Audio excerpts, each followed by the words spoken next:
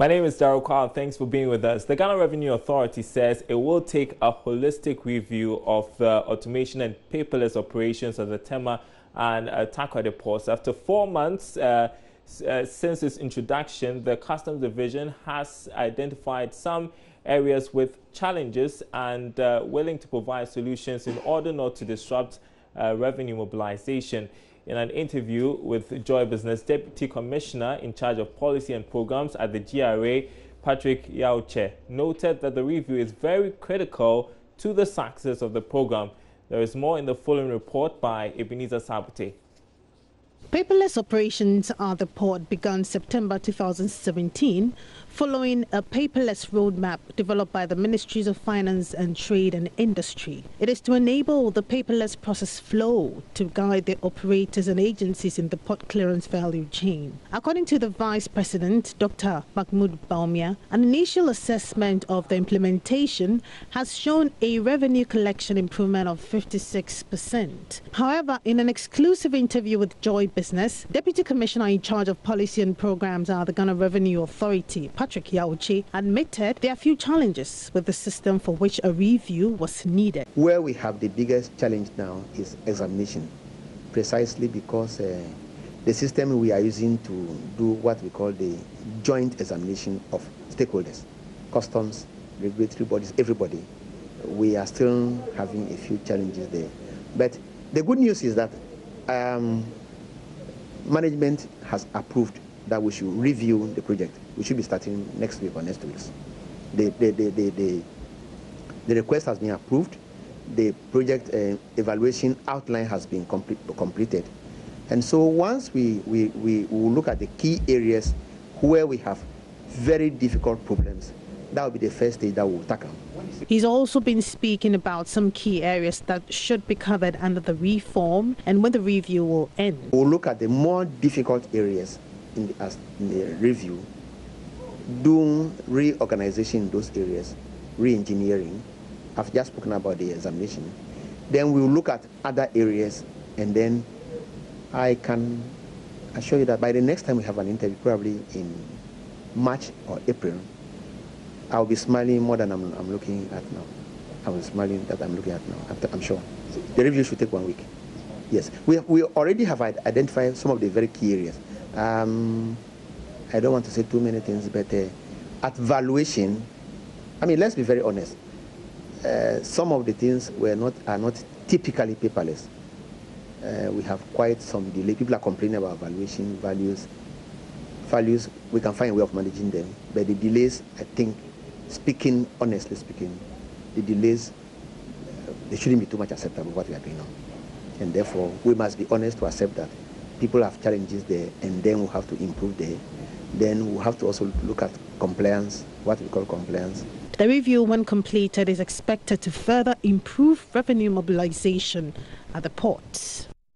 Now, the Managing Director of UBA, Abiola Bewa, says the distraction caused by illegal mining in the country can't be stopped if all corporate bodies invest in educating people about the negative impact.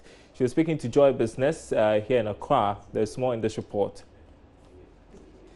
The annual essay competition is an initiative of the UBA Ghana to help fund tertiary education of brilliant students in the second cycle schools.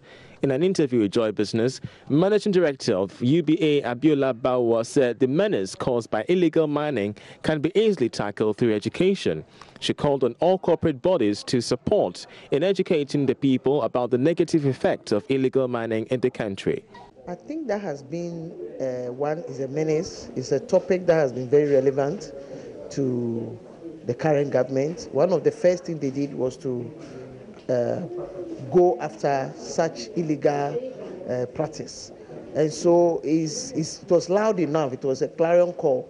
So we looked at what is happening in the society, and we felt that, look, let's even pick the ideas. Let's find out. Let's take the battle to the future leaders, because most of these children, there is no community without kids, isn't it? There are a lot of schools that are in this community. Let's take it to them, so that once we start the fight with our future leaders, half of the battle is won. And most of these people that we are targeting to stop also have children. So if we get their children participating in this national essay, they can always educate their parents. Winner of the competition, Emmanuel Asante Ganza from the Presbyterian Senior High School, Legon Presec, will receive funding of $7 million for his tertiary education. Director of Secondary Education at the Ghana Education Service, Dr. Angela Tenamensa, commended UBA for the initiative and called for more private sector collaboration in education. Galamsey is a topical issue. It's what's happening, and it's degrading the environment. It is not only degrading the environment, it's affecting every social life of the individual and of the society. If the environment is degraded, it affects food crops, it affects water, it affects even habitation, where you put up your house. And so the children are the future. If we engage them to write and think about such issues, they are the very people we can use in the society to reach out to their parents and the grown-ups in the society. So I think it is appropriate for UBA to select or choose such a topic. The foundation received entries from senior high schools in all the regions of the country, upon which 12 finalists have been selected for the award. Let's turn to the transport sector and latest developments from there. The Transport Ministry says it is yet to decide on whether or not Uber vehicles should be branded, as a meeting between stakeholders in the sector, including Uber Ghana, ended inconclusively last week. The question as to whether or not Uber service vehicles should be branded as taxis is yet to be answered by the Ministry of Transport. The Commercial Taxi Drivers Association has not been happy with how Uber Ghana runs its services, raising concerns about vehicle income tax, roadworthiness certificates, among others. One concern the association is raising is branding of Uber taxis. Earlier, media reports indicated the Transport Ministry had ordered Uber Ghana to ensure that all drivers brand their vehicles as taxis within a period of 1 month. Public Relations Officer of the Transport Ministry, Gloria Holm-Graves, denies this. And the ministry has not at any point in time given any directive that Uber should paint or rebrand or do anything. As of now, there has been nothing like that. And at that meeting, it was clear. All the stakeholders were present. There was no such directive from the Minister for Transport, nor the Deputy Minister, nor any official from the ministry. The Transport Ministry says it is yet to decide the fate of Uber Ghana. We are still in the dialogue process, and going forward, we would like to take our time and listen to all the stakeholders, and then we can forge ahead. Where there may be challenges, we may revert to the agencies involved so they can help us to look at it. Whatever regulations there are for taxi service operations or commercial service providers or whichever institution we have to deal with, the ministry is prepared to engage. We are prepared to engage everybody on this matter. Transport consultant Cecil Gabra believes branding of Uber vehicles is the least of the solutions to the problems facing the country's transport sector. Taxis that we see, the ordinary taxis, cannot perform the duties of Uber and then Uber drivers. It's simply because Uber drivers, I would say, are much more advanced in terms of knowing where to go, in terms of even protecting you. Painting them that's the color of taxis is by regulation 130.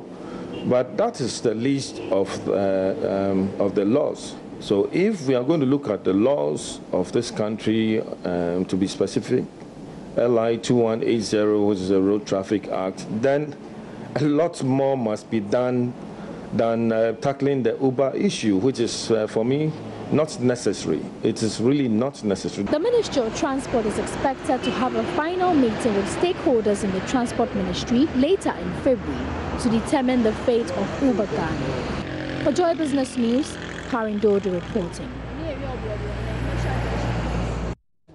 In other news tonight, the Institute of Energy Security, IES, is predicting a rise of between 3 and 5% in the prices of petroleum products in the second pricing window for January. The energy think tank says with the current increases in Brent crude prices of finished products on the international oil market, and the depreciation of the Ghana cedi, it expects these change variables to impact negatively on fuel prices on the local market. The IES says it is clear the price stabilization mechanism employed by the regulator may not be enough to forestall the persistent increases. Now, principal researcher Richmond Roxon joins us live via Skype for some more explanations to all of this. Thanks very much for your time tonight. Let's start with the last statement where you are questioning the formula for determining fuel prices. How is that? Good evening to your cherished viewers. As we mentioned in the statement, the government in December 2017 precisely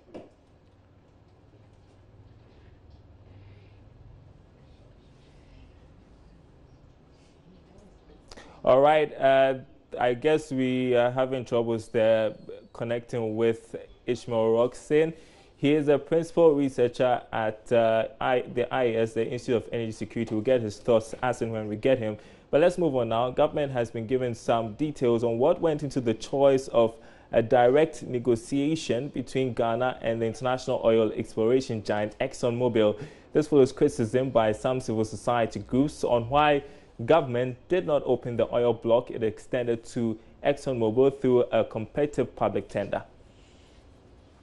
According to government, it took the decision not to open the Deepwater Cape 3-point block to public tender because the nature of the area required an oil exploration firm that has the most sophisticated technology and financial muscle to prospect for oil in commercial quantities.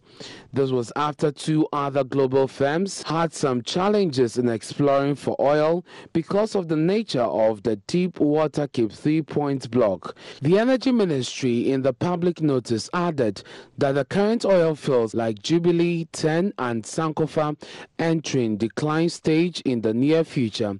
There's the need to explore other fields by a global giant like Exxonmobil.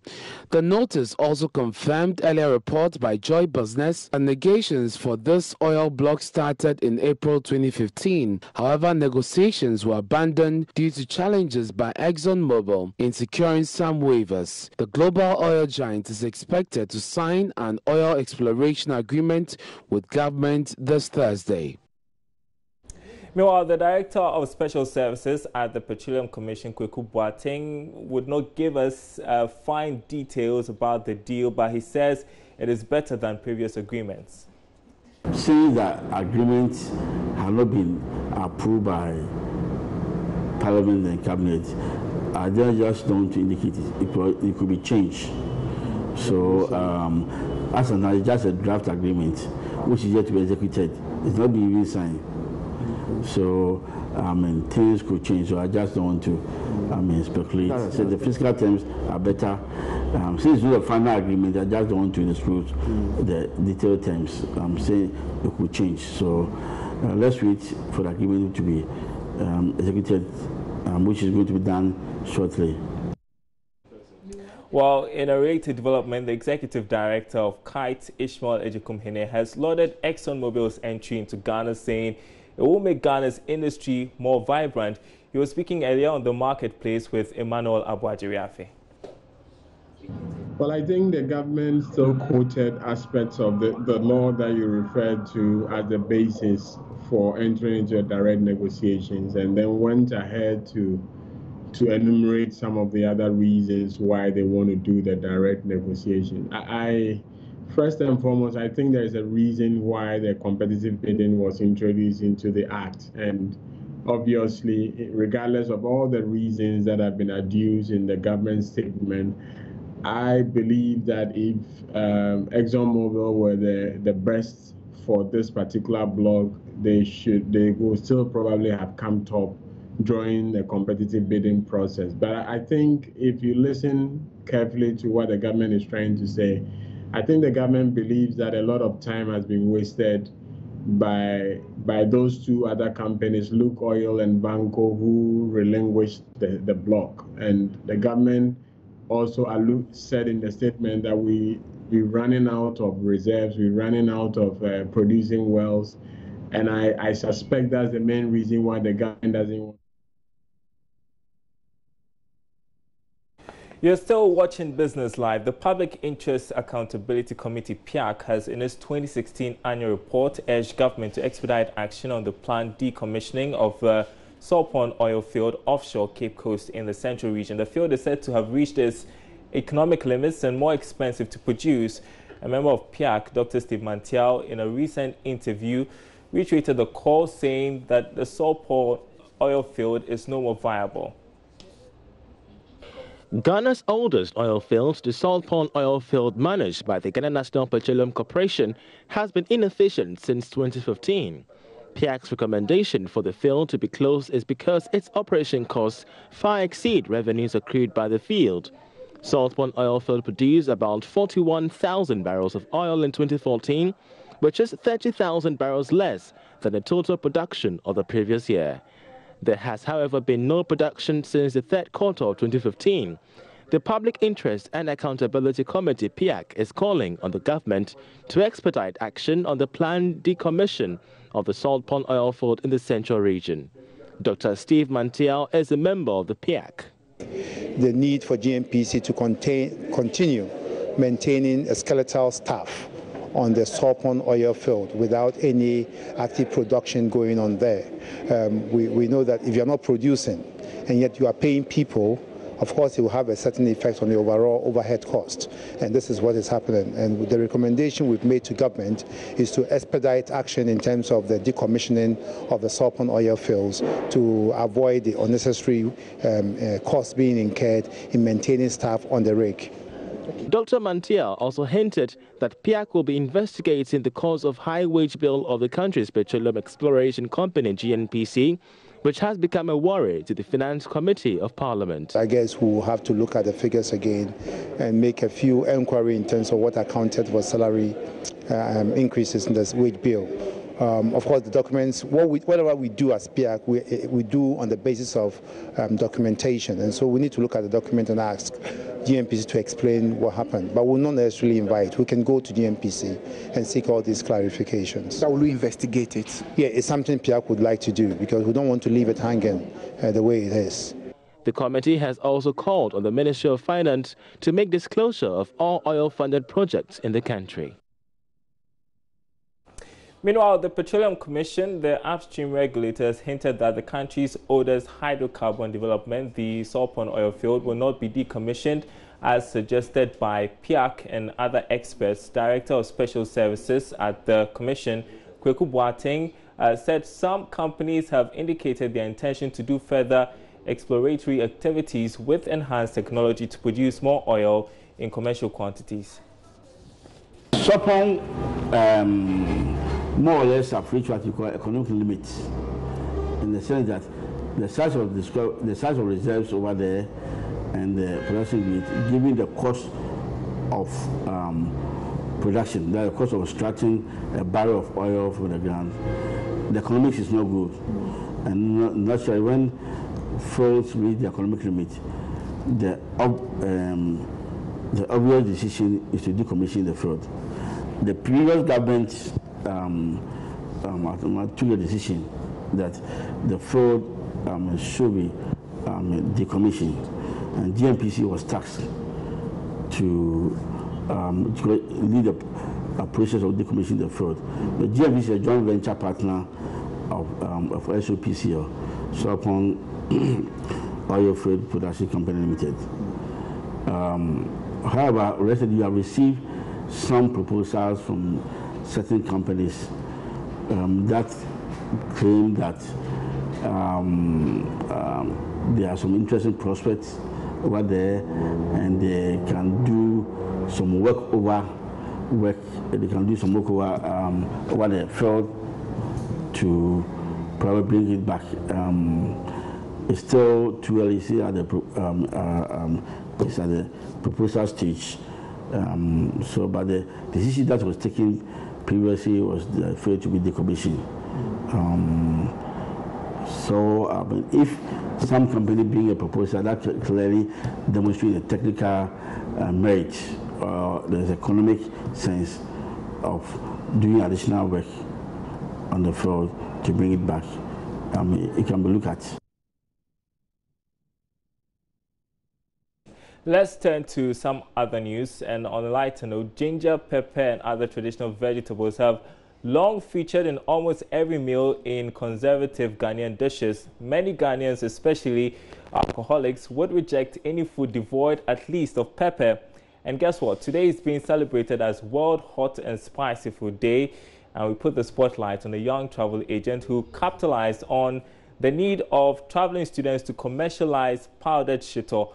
Kwesi Debra visited her at Ayeduase in Kumasi, from where he has filed this report.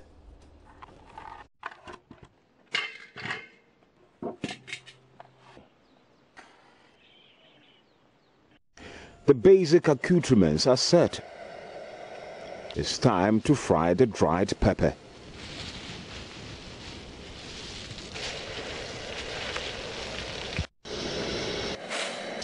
Ginger is next. Indeed, a pepper sauce is underway.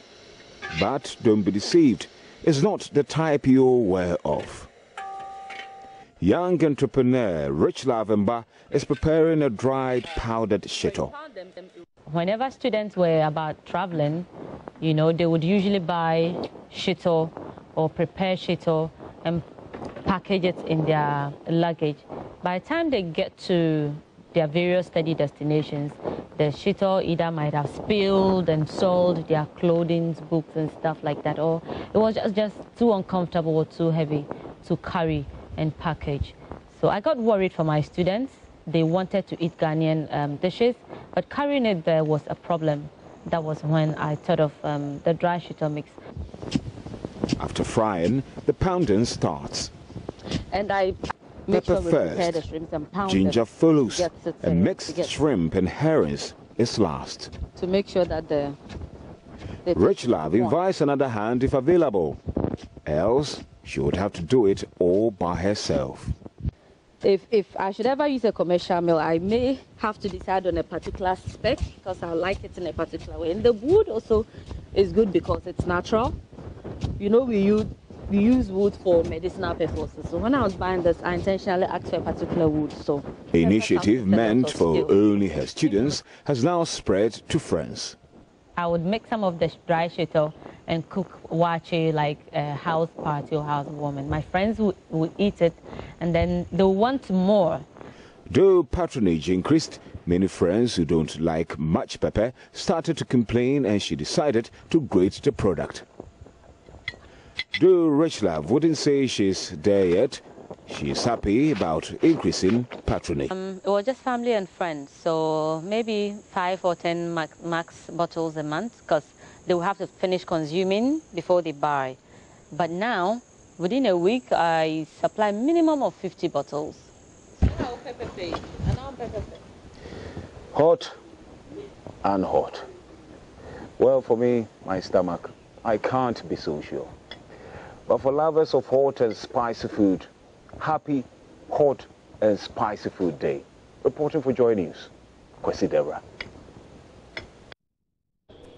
Interesting stuff. Well, the Chief Operations Manager of Syndicated Capital, Digital TV, Chief Brown, is confident the company is ready for the beginning of the digital migration in the country and says they will meet public demand for their services.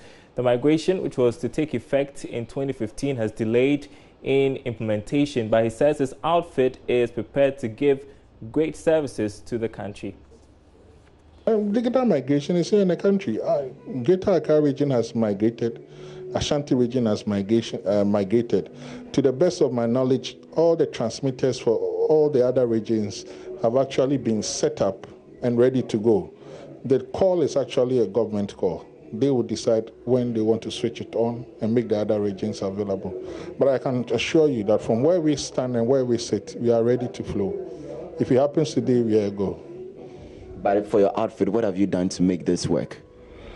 Well, for my outfit, my job is to make sure that the boxes are available in all the regions so that everybody can actually acquire a digital device and try and migrate from an analog to a digital platform. And we are ready for that, like I said. If the government decides to go today by putting on the other transmitters, we are there. For Accra and Kumasi, we are already up and running, and everything is running smooth. Meanwhile, Syndicated Capital and Multi TV are running a promotion that will offer loyal customers the opportunity to own a multi-TV digital box at an affordable price known as JoyNews. The promotion will last while there's still stock. Chief Brown explains further. Syndicated Capital and Multi TV partnered together to run a joint promo to reward every loyal customer of multimedia, whether you're listening to radio or TV. The point is we want to give you the opportunity to own a multi-TV device for 120 Ghana cedis. 120 Ghana cedis. And for 120 Ghana cedis, you get a multi-TV decoder, a dish, and an LMB, which is the full kit, or what we call the complete kit for multi-TV. It's actually being subsidized by Multimedia Group.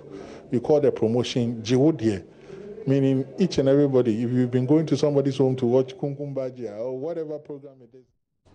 Time for our interview of the day, and government could have done more than the 14% rather, reduction in utility tariffs, as according to the Greater Accra Regional Chairman of the Hotels Association of Ghana, Dr. Akwa, who insists at least a 30% reduction would help the industry reduce cost of power.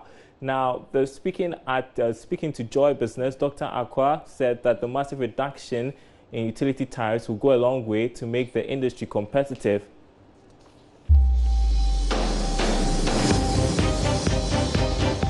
Interview of the day. I would welcome the 14% reduction with, how should I put it? Well, it's good news because there's been some reduction. Whether it's 1% or 2%, there's been some reduction. So we'll just about that. But we think that government could do more. The point being that, you see, when it comes to business operation, you look at your cost of production, and then you peg the contribution of each item at a certain level. In other words, you can say that electricity should not be more than, say, 20% of the cost of your operation. Because when it goes higher, it affects the other figures.